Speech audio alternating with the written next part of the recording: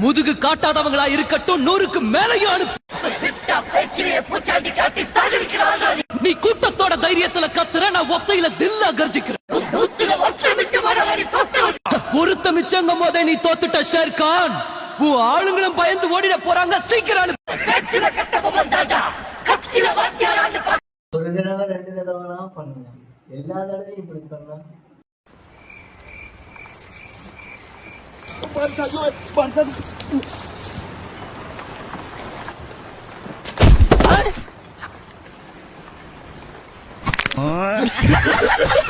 நமக்கு இருக்காங்க இப்படி படிக்கட்டுல உருட்டுவாங்க.